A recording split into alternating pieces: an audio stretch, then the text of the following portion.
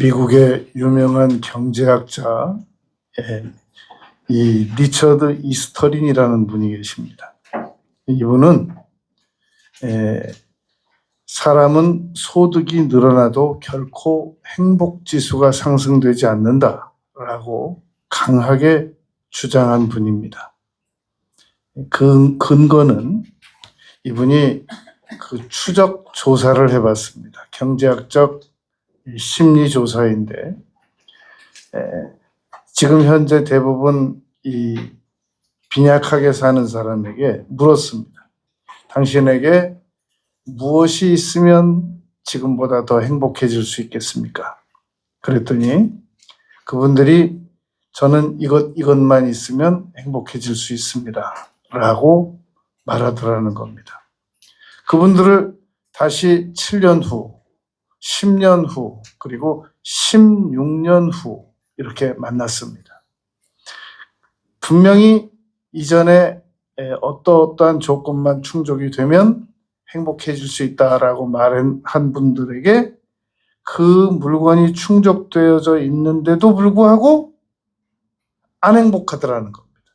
그래서 다시 물었습니다. 그러면 어떻게 하면 당신이 이 상황에서 행복할 수 있습니까? 그랬더니 또 예전에 2가지 조건을 더 말하던 그 습관 그대로 제게 이러한 것만 더 있으면 저는 행복할 수 있습니다 라고 말하더라는 겁니다.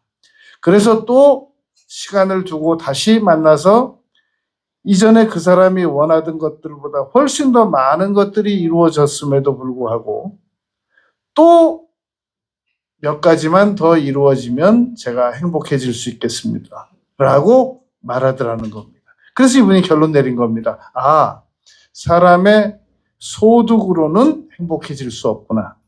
왜냐하면 또 추가적인 것을 또 요구하고 그것이 이루어지면 또 그 다음에 또 요구하고 그러기 때문에 사람은 현재 있는 상황에서 감사하면 하는 거고 못하면 못하는 거고, 사람은 현재 상황에서 행복하면 행복하는 거고 못하면 못하는 거지, 무슨 다른 조건이 또 충족되면 내가 행복할 수 있다라고 하는 것은 믿을 수 없다라고 이분이 결론을 내린 분입니다. 미국 남가주 대학교의 행복경제학자라고, 그래서 이분이 별명이 붙었습니다. 여러분, 오늘 우리는 누가복음 17장 11절부터 19절까지 9절입니다.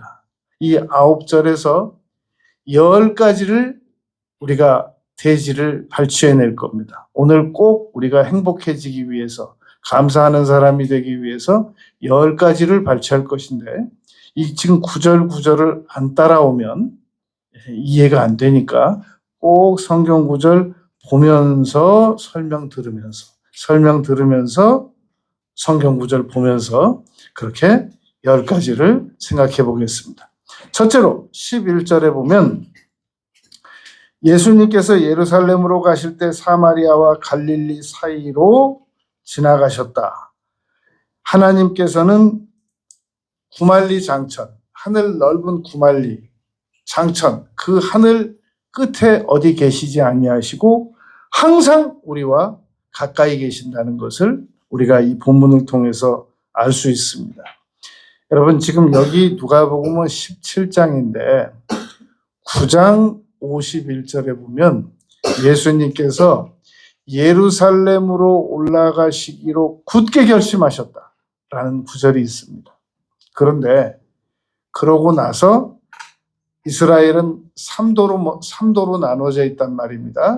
유대, 사마리아, 갈릴리 이렇게 세 수로 나눠져 있는데, 갈릴리에서 출발하셔가지고 사마리아 그 경계선, 오늘 본문에서 거기를 지나가시는데 사마리아에서 좀 머물기를 원하셨단 말입니다.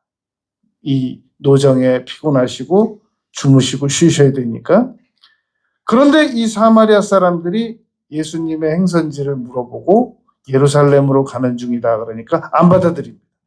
우리는 유대 사람들은 안 받아들입니다. 예수님 유대 분도 아닌데 나사렛에서 자라셨는데 안 받아들인다. 그러니까 이 요한복음을 쓴 사도 요한, 요한 1, 2, 3서를 쓴 사도 요한, 요한계시록을 쓴 사도 요한이 예수님께 이렇게 말씀드립니다.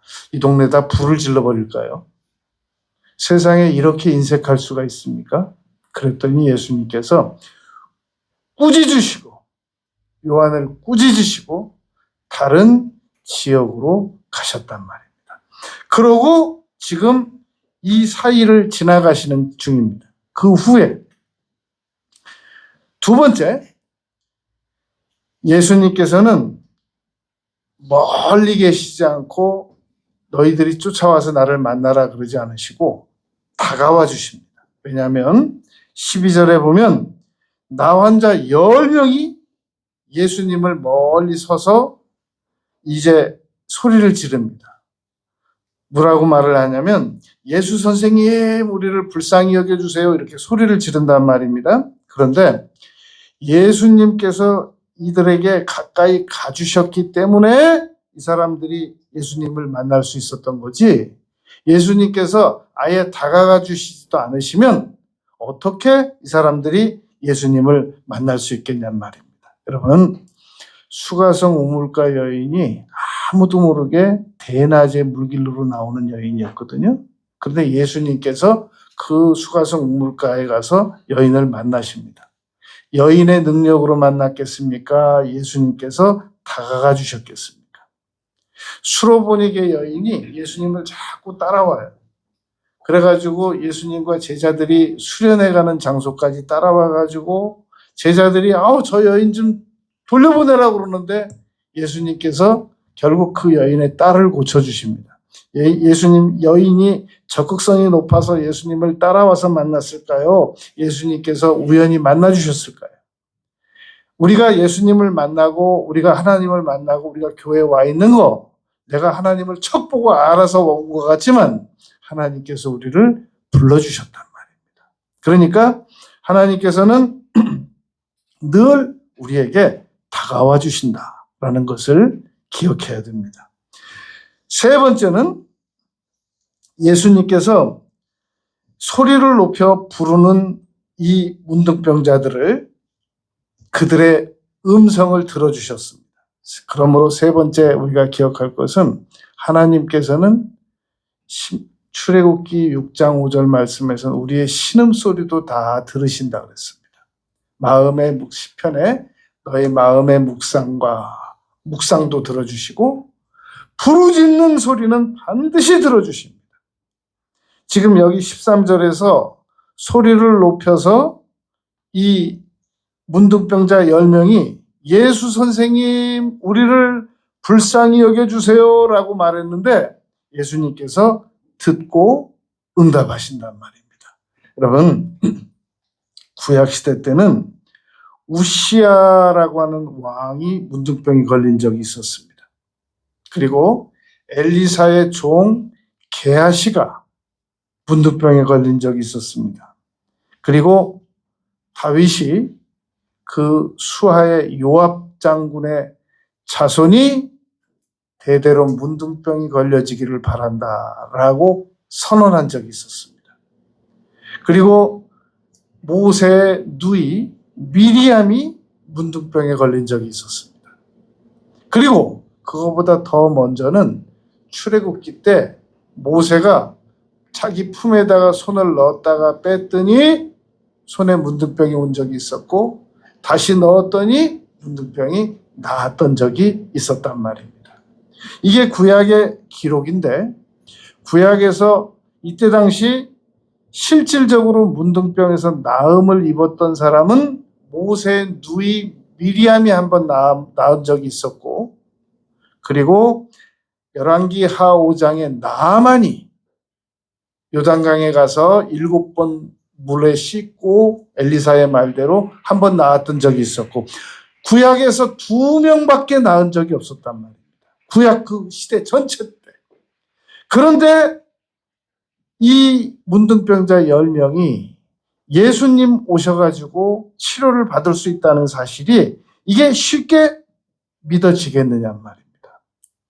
그래서 우리는 어떻게 이 10명이 치료를 놀랍게 받는데 오늘도 우리가 그 상황이 우리에게 그대로 적용된다는 사실을 믿어야 된단 말입니다. 여러분, 지금 우리는 누가복음 17장 11절부터 19절을 보고 있는데요. 마태복음 8장 1절에 보면 예수님께서 5장, 6장, 7장 산상수훈을 마치시고 산에서 내려오신 직후입니다. 그게 마태복음 8장 1절입니다. 그때 한 문둥병자가 예수님에게 나타나서 원하시면 저를 깨끗게 하실 수 있나이다 라고 예수님께 말씀드렸었습니다. 조금 전에 말한 것처럼 구약시대 때 문둥병 나은 사람이 딱 2사람밖에 없어요. 미리암 그리고 나아만. 그 문둥병자는 원래 문둥병자들은 당시 문화적으로 이렇게 시장이 있는데 양쪽에 시장이 있는데 혹시 문둥병자가 그 사이를 지나가지 않습니까? 그럼 그 시장에 있는 물건 전부 다 없애야 됩니다. 못 팝니다. 만약에 문둥병자하고 이렇게 손이라도 스치게 되면 그 사람은 즉시 격리돼야 됩니다. 우리가 코로나 때 그 어느 초기에 그랬잖아요. 한 건물 백화점에 한 사람이 들어갔다 그러니까 백화점 전체가 영업을 중단했었잖아요. 문둥병자 때가 그랬단 말입니다. 그런 상황에서 예수님께 이 문둥병자가 나온 거예요. 그리고는 예수님께 이렇게 말합니다. 원하시면 저를 깨끗게 하실 수 있나이다. 그랬더니 예수님께서 마태복음 8장 3절에서 내가 원하노니 나으라 그러고 손을 대셨습니다. 문둥병자가 지나가기만 해도 음식을 다 폐해야 되는데 파기해야 되는데 예수님은 그 문둥병자에게 손을 대셨단 말입니다. 여러분, 1987년 4월 9일 날 다이애나 왕세자비가 영국 런던에서 이 에이즈 환자를 방문했습니다. 그때 에이즈 환자들에게 쓰던 물건만 같이 써도 에이즈가 옮는다고 소문이 나 있을 때란 말입니다. 그때 이 다이애나비가 에이즈 환자하고 악수를 했단 말이에요. 그게 이 전 세계 뉴스로 퍼져나가서 그 다이애나비의 그 용감성에 대하여 많은 사람들이 칭송하던 적이 있었습니다. 그런데 과학자들은 이미 에이즈 환자와 가까이 있어도 악수해도 그 물건을 같이 사용해도 절대 안 옮는다라고 얘기를 했었습니다만 그걸 용감하게 실천할 수 있는 사람은 없었단 말입니다. 그때 다이애나비가 악수를 했단 말이죠. 그런데 여러분, 문둥병은 이건 차원이 달라요. 에이즈와는. 문둥병은 살에 이렇게 하얀 반점이 나타납니다. 그러면 그 반점이 서서히 온 살을 다 먹어치우고 그리고 제가 청년 때 나환자촌에서 이 퇴원한 그 분들 그 마을에서 한 3개월 정도 살아본 적이 있었습니다. 그때도 훗날 나에게 좋은 경험이 되지 않을까 하고 이 용감하게 살아봤는데 지금 이렇게 말할 수 있는 걸 보면 역시 그때 가보길 잘했어요. 그런데 그곳에서 이렇게 완치 판정을 받고 나온 분들인데도 눈, 손 이런 것들이 굉장히 이 육안으로 보기에 그렇게 쉽지는 않았었습니다. 그런데 그렇게 되기까지 이 살을 먹고 나중에는 이 문둥병 병균이 뇌까지 올라가서 결국은 죽게 된다라는 것이 이 문둥병입니다. 그런데 예수님께서 그 몸에다가 손을 대시고 내가 원하노니 나으라 라고 말씀하셨던 분이시란 말입니다. 그런데 지금은 이 문둥병자가 한 명이 아니라 10명이에요.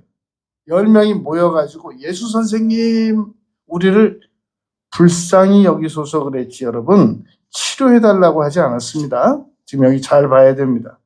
예수 선생님 우리를 불쌍히 여기소서. 그러니까 이 사람들이 정말로 예수님께서 자기들을 치료해 주실 거다라고는 생각을 못한 상태란 말입니다.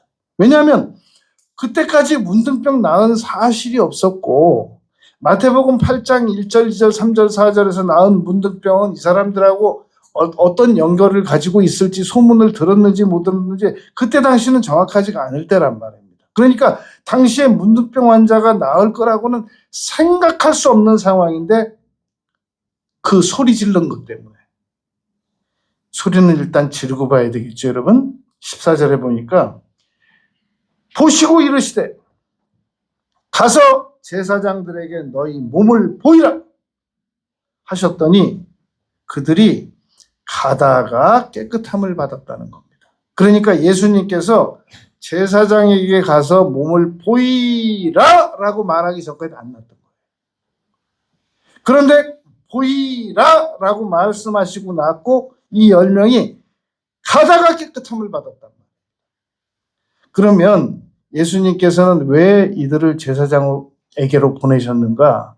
제사장에게 가야만 문둥병이 나았다는 완치 판정을 보여줄 수 있고 그래야만 이 사람들이 자유롭게 사람들에게 왕래도 할 수 있고 공공자리에 나갈 수도 있고 치유 자격을 제사장으로부터 받았기 때문에 이게 가능한 것이란 말입니다. 여러분 베드로전서 2장 13절에서 하나님께서 인간의 모든 제도를 주를 위하여 순종하라 이렇게 기록되어 있습니다. 오늘 여기 우리 청소년들도 있고 대학생들도 있는데 여러분 병원 가야 되느냐 기도해야 되느냐라고 어른들도 고민을 하거든요. 병원을 왜 가야 되느냐면은 하나님께서 병원 의사 선생님들을 사용하세요.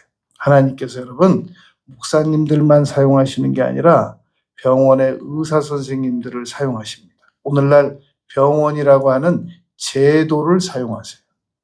그래서 병원을 안 가고 안 낫는데 가면 낫고 번거롭게 계속 왔다 갔다 하는 걸 통해서 우리에게 무엇을 가르치시느냐면 겸손과 순종을 가르치세요. 여러분 주를 위하여 세운 모든 제도를 주를 위하여 존중하라라고 하나님께서 베드로 사도를 통해서 말씀하셨던 것은 여러분들이 학교에 가서 선생님을 존중하고 존경하고 그리고 학교라고 하는 제도를 절대 존중할 줄 알아야 됩니다. 예수님 믿으면 학교도 존중 안 하고 병원도 존중 안 하고 각 전문가들도 존중 안 하는 것은 잘못된 신앙입니다. 신앙은 예절을 파괴하지 않습니다. 신앙은 윤리를 파괴하지 않습니다. 신앙은 제도를 파괴하지 않습니다. 그러므로 각 분야에 존중할 줄 알아야 된단 말입니다. 링컨이 하루는 어느 건물에 갔습니다. 그 수의에게 뭔가를 물었단 말입니다. 그랬더니 수의가 제가 찾아보겠습니다. 그리고 건물 안으로 들어갔었습니다.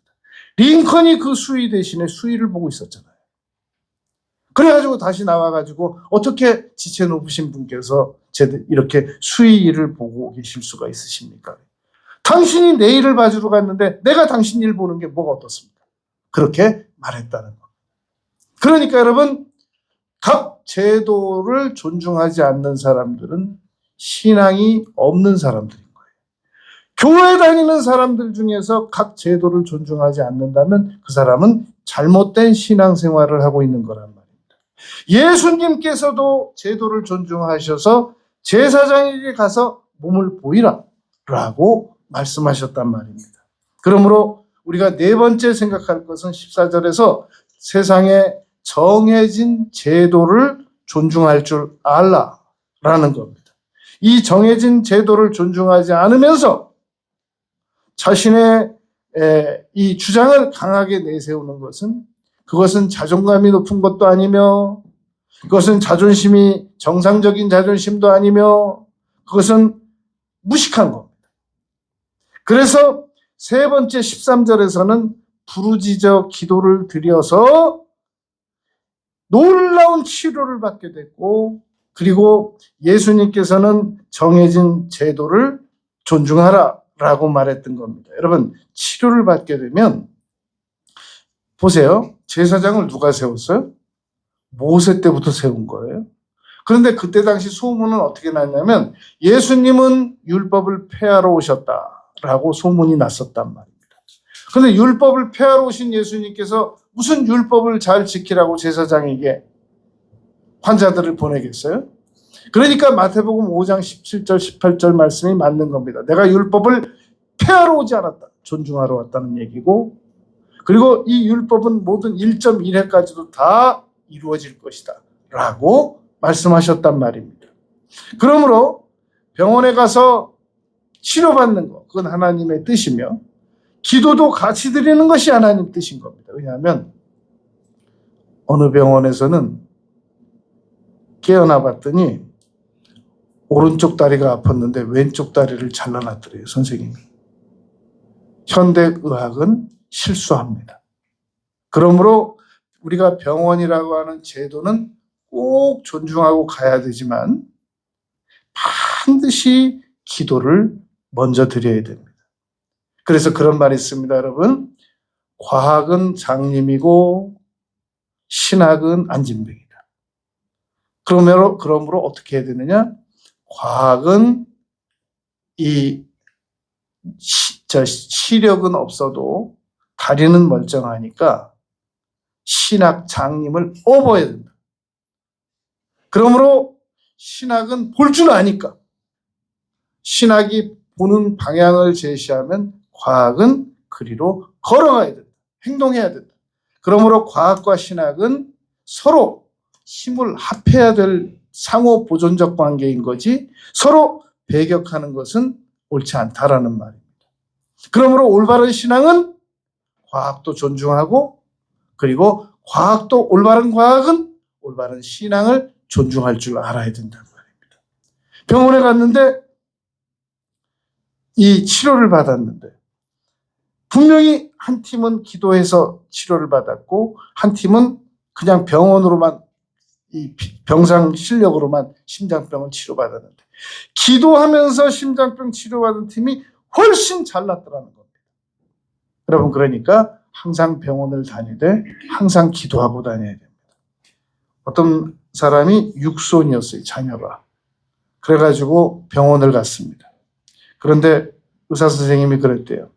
이건 뭐 손가락 하나 절제하는 거니까 육손이니까 금방 낫습니다. 이거 걱정 안 해도 됩니다. 그리고 전신마취하고 수술을 시작하고 손가락에 육손 제거했는데 못 깨어났습니다. 죽었단 말이에요. 그때 그 엄마가 한 얘기가 있어요. 의료진을 원망하지 않았습니다. 이렇게 말했습니다. 저는 정말 이 정도는 기도 안 해도 될 줄 알았습니다. 정말 의사 선생님이 간단한 수술이라고 해서 믿은 게 아니라 내가 믿었습니다. 난 이 정도는 정말 간단한 수술이기 때문에 이 정도는 정말 기도하지 않아도 될 줄 알았습니다. 그런데 내 애가 전신마취 후에 못 깨어날 줄은 몰랐습니다. 이건 기도 안 한 저의 책임입니다. 그렇게 얘기를 했다는 겁니다. 여러분, 현대 의학이 이만큼 발전되어 온 것은 우리가 칭찬해주고 존중해야 됩니다. 그러나 현대 의학은 한계가 있단 말이에요. 그 의학을 그렇다고 무시하면 안 된단 말이에요. 가서 몸을 제사장에게 보이라 라고 하는 것처럼 예수님께서 제도를 존중하셨던 것처럼 우리는 존중해야 된단 말입니다. 다섯 번째, 15절에 보면 그 중에 한 사람이 자기가 낳은 것을 보고 큰 소리로 하나님께 영광을 돌리며 돌아와 감사를 입으로 시인할 줄 알아야 됩니다. 여러분, 사람이 마음으로 믿어 의에 이르고 입으로 시인해서 구원받는 거 로마서 10장 9절 10절. 구원도 분명히 받을 수 있는 제도가 있지만 마음으로 믿지 않고 입으로 시인하지 않으면 구원 못 받습니다. 마찬가지로 감사도 입으로 시인하지 않으면 아무 효력이 없단 말입니다. 그러니까 분명히 입으로 시인을 해야 되는데, 그런데 10명 중에서 한 사람이 시인했다는 겁니다. 그 중에 한 사람이 자기가 낳은 것을 보고 큰 소리로 하나님께 영광을 돌리며 돌아왔다는 겁니다.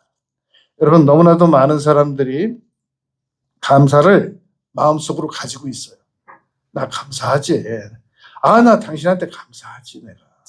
난 감사해. 다 내가 우리나라에 다 감사해. 내가 아버지한테 감사하지. 엄마한테 감사해. 근데 이걸 속으로만 가지고 있어요.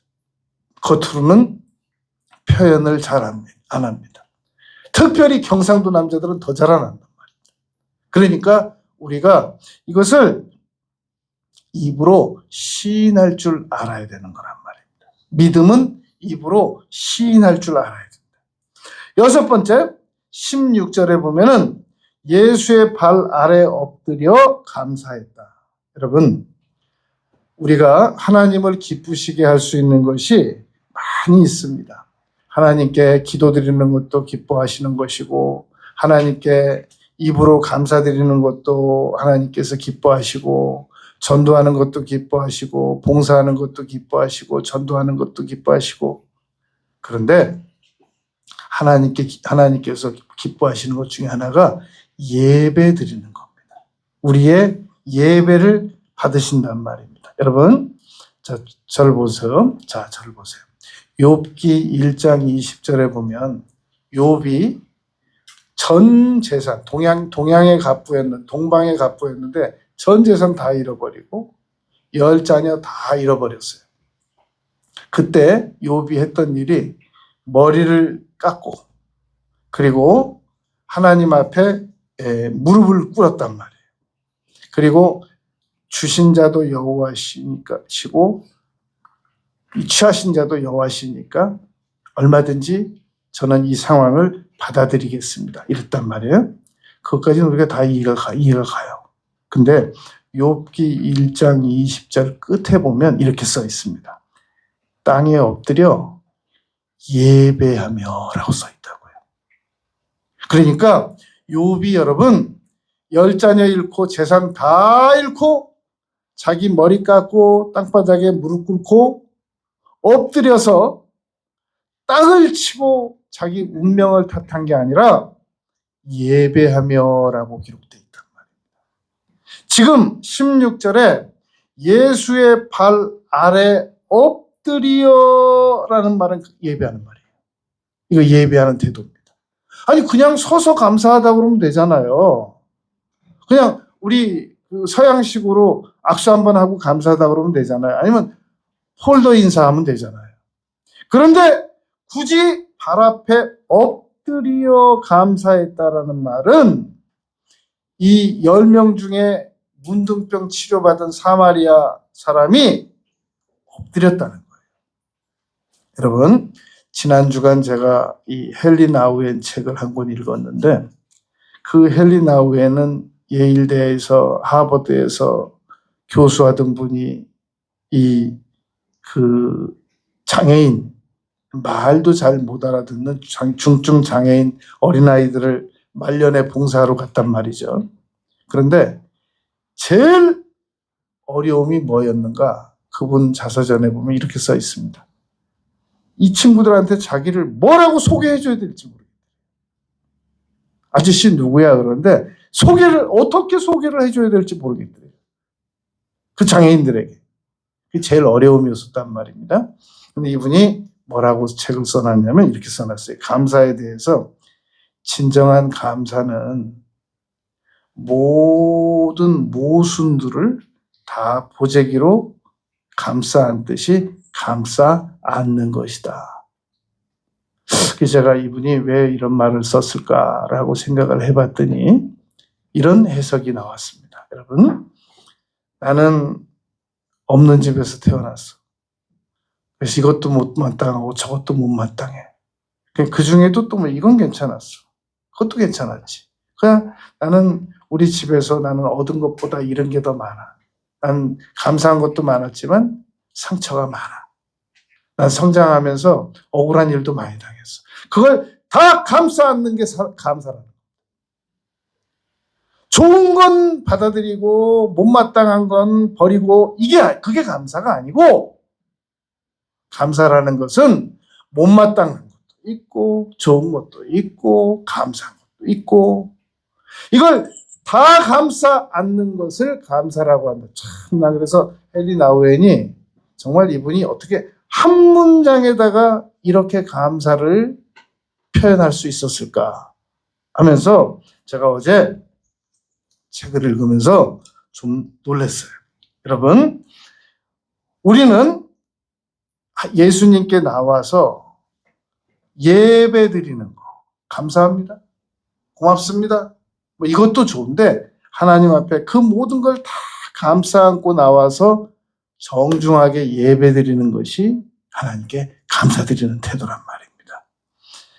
7번째 17절, 예수께서 대답하여 이르시되 10사람이 다 깨끗함을 받지 아니하였느냐?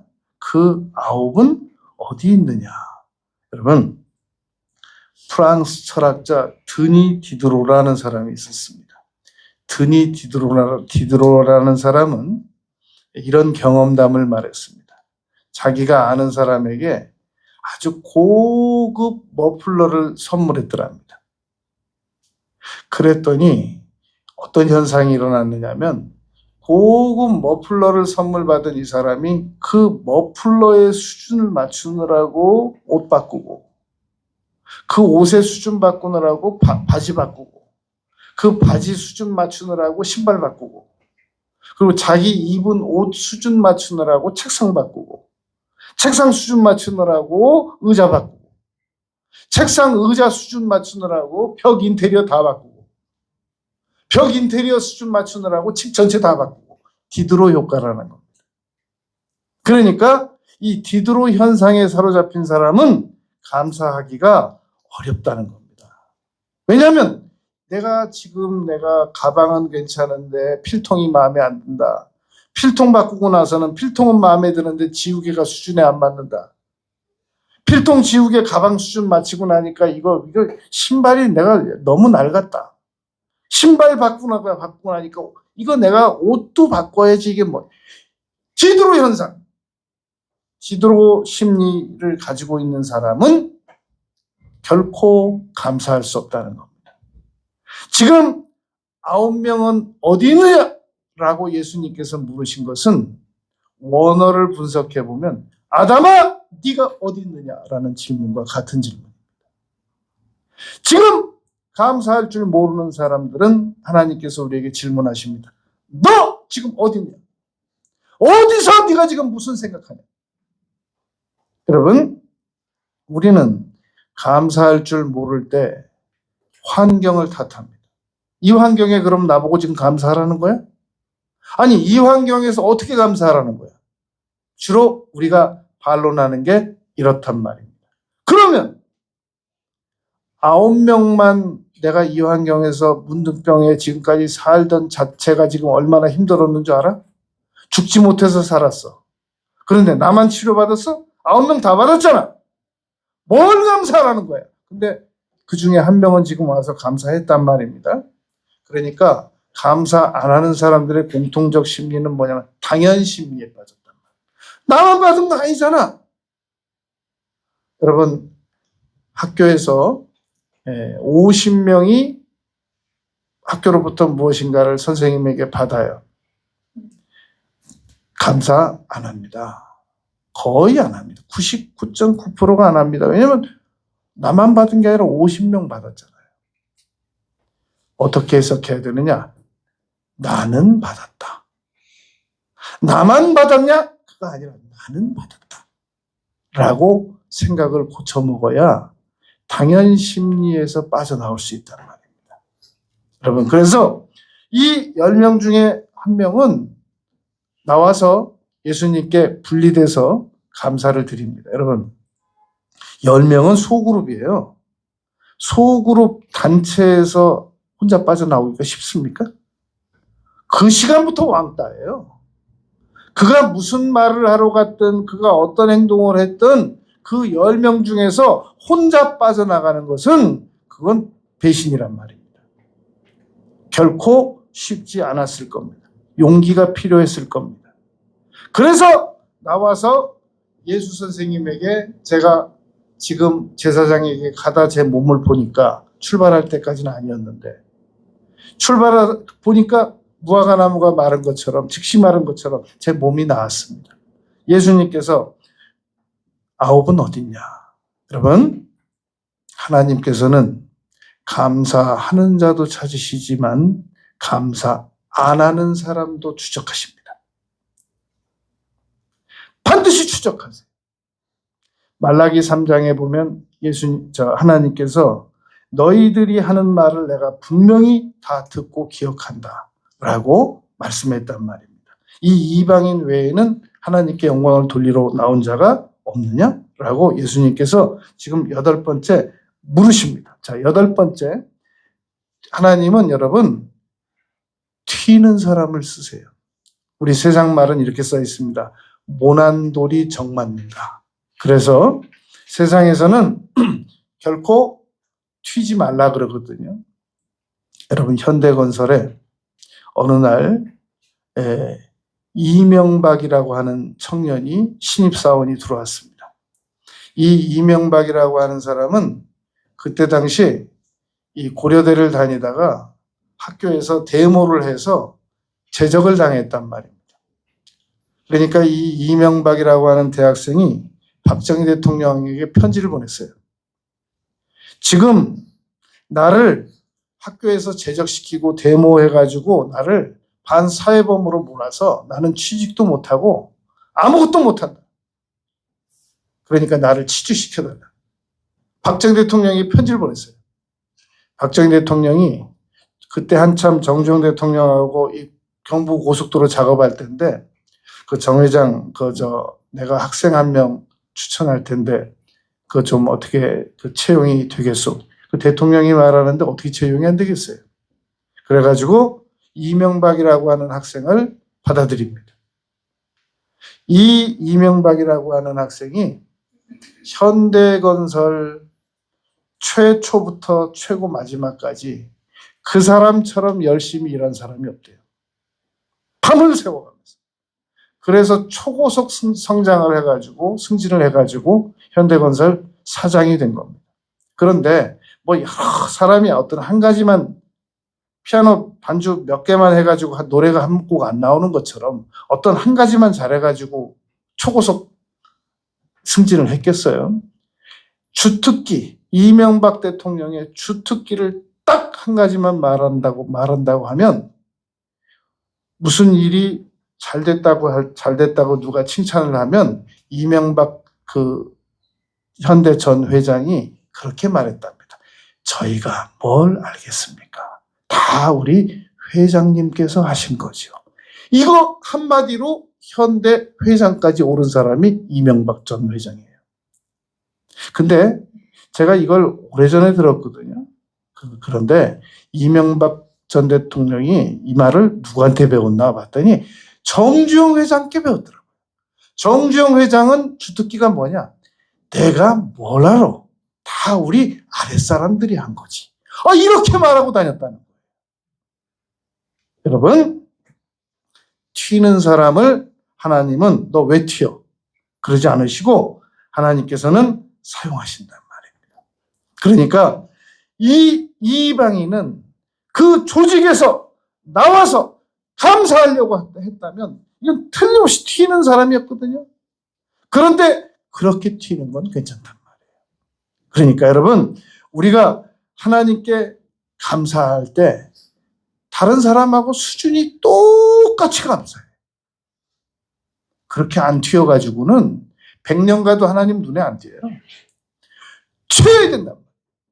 하나님께 감사를 드려도 튀고, 하나님께 헌신을 해도 튀고, 봉사를 해도 튀고, 뭔가 좀 두드러지게 감사를 하고, 뭔가 좀 두드러지게 봉사를 하고, 뭔가 좀 두드러지게 헌신을 하고, 뭔가 좀 두드러지게 몸을 움직이지 않고, 그저 딱 주변 사람들 눈치 다 봐서 다른 사람들 수준에 딱 맞춰가지고 절대 안 튀겨. 평생 그대로, 평생 그대로. 아니, 다른 사람들 다 쉬는데 나도 쉬어야지. 다른 사람들 다 노는데 나도 놀아야지. 다른 사람들 다 휴가인데 나도 휴가 가야. 수준을 항상 다른 사람들 수준에 맞춰. 튀어야 된단 말이야. 더 튀어야 된단 말이야. 그래야지 하나님께서 튀는 사람을 쓰신단 말이에요. 9번째, 19절에 보면 그에게 이르시되 일어나 가라! 내 믿음이 너를 구원하였느니라. 여러분, 마태복음 14장 29절에서 예수님께서 베드로에게 오라! 그러니까 바다 위를 걸어버렸어요. 이 나환자 감사하는 사람에게 예수님께서 가라! 어디든지 갈 수 있는 능력이 나타났을 것이란 말입니다. 끝으로 10번째, 믿음이 너를 구원하였느니라. 감사하면 반드시 보상이 따릅니다. 누가복음에는 너의 믿음이 너를 구원하였느니라는 말씀이 4번 나옵니다. 누가복음 7장 50절에 죄 많은 여인에게 그 예수님께서 너의 믿음이 너를 구원하였다라고 말씀하셨고, 혈루증 앓던 여인에게 8장에서 내 믿음이 너를 구원하였느라고 그랬고, 그리고 소경이었던 사람에게 내 믿음이 너를 구원하였다라고 18장에서 말했고, 그리고 지금 이 17장에서 이 사마리아 사람에게 내 믿음이 너를 구원하였다라고 말했단 말입니다. 이 문둥병자에서 치유받은 이 사람은 정말 놀라운 믿음 가졌던 거 맞습니다. 여러분, 10명이 있었어요. 예수 선생님, 우리를 불쌍히 여기소서라고 말한 사람이 10명 다였다면 10명 다 감사하러 돌아오지 않았을까요? 누군가 대표로 외쳤을 수도 있어요. 그렇다면 이 사마리아 사람이 대표로 외쳤을 수도 있습니다. 9명은 나았고 갔고, 외친 사람은 나았고 보고 감동받아서 다시 왔던 겁니다. 데살로니가 후서 3장 2절입니다. 믿음은 모든 사람의 것이 아니니라. 다 믿는 거 아니에요, 여러분. 교회 나오는 사람 많다고 믿음 다 많은 거 아닙니다. 더 중요한 거, 믿음으로 예수님 앞에 나왔다고 해서 다 감사하는 거 아닙니다. 여러분, 교회 다니는 사람들이 다 기도드리지 않습니다. 예수 믿는 사람들이 다 기도드리잖아요. 간신히 구원받아서 천국만 가는 사람들 많습니다. 예수 믿는 사람들이 다 감사하지 않습니다. 극소수 몇 명만 하나님 앞에 감사드립니다. 그러다가 발견됩니다. 그러다가 놀랍게 치료를 받습니다. 그러다가 놀랍게 쓰임을 받습니다. 그러면 우리는 하나님 앞에 눈에 띄어야 돼요. 여러분, 마태복음 1장에는 이 여인의 이름 5명 나온다고 그랬죠. 그 중에 기생 라합이 나온다고 그랬죠. 마태복음 여호수아 2장에 보면 기생 라합이 똑같은 사건을 보고도 아무도 안 놀라는데 기생 라합은 이래요. 여호와께서 이 땅을 너희에게 주신 줄을 내가 아노라. 우리가 너희를 심히 두려워하고 이 땅 주민들이 다 너희 앞에서 간담이 녹는다. 너희가 애굽에서 나올 때 여호와께서 너희 앞에 홍해를 마르게 하신 거, 요단 마르게 한 거, 아모리 사람의 두 왕 시온과 옥에게 행한 일, 그들을 전멸시킨 일 우리가 들었다.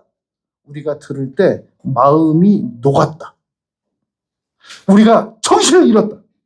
하나님 여호와는 위로는 하늘에서도 아래로는 땅에서도 하나님이시니라. 기생 라합만 이렇게 믿었어요. 그러더니 예수님 족보에까지 올랐단 말입니다. 여러분, 감사 하나 안 하나 하나님께서 똑같이 예우하신다?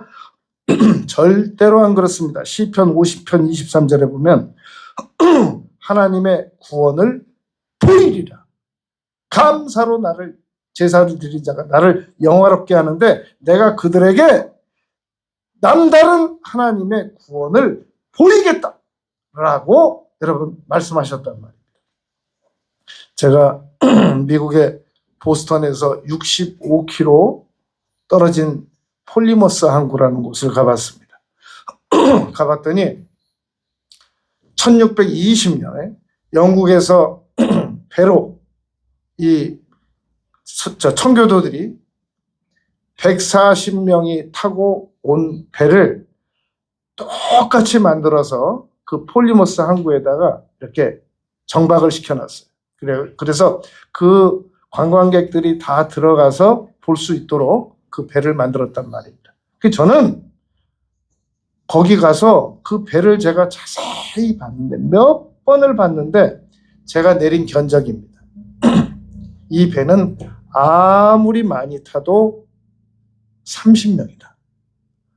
아무리 많이 초과 승선을 한다고 해도 50명 타면 더 이상 탈 곳이 없어요. 여러분, 저도 눈썰미가 있는 사람이에요. 저도 그 배를 제가 자세히 봤어요. 이건 아무리 많이 타도 50명이다. 세상에 그 배를 140명이 타고 왔다는 거예요. 오다가 2명이 배 안에서 죽었고, 1명이 여성이 아이 1명을 낳았고, 그 140명이 와가지고, 요즘에는 이제 챗 GPT가 있으니까 다 물어볼 수가 있잖아요. 옛날은 그거 다 백과사전에서 봤어야 되는데, 제가 자세히 물어봤어요. 진짜 140명 맞냐? 그랬더니 맞다는 거예요. 그래서 제가 또 추가로 또 물어봤어요. 그러면 102명이 내리고 나머지 38명은 다 돌아갔냐? 그랬더니 참 좋은 질문이라고. 1명 남았대요. 그 뱃사람들이, 그러니까 102명을 태워다 주기 위해서 뱃사람들이 38명이 그 배를 같이 탔는데, 와서 102명을 내려주고, 그리고 38명이 1년간 머물다가 힘을 길러가지고 다시 영국으로 건너가는데 그 중에 1명 남았대요. 그러니까 여러분, 폴리머스 항구에 진짜 그 배 타고 온 거 맞아요. 그런데 그 배를 타고 와가지고 처음에 원주민들이 정착을 못하게 막은 겁니다. 3개월 동안.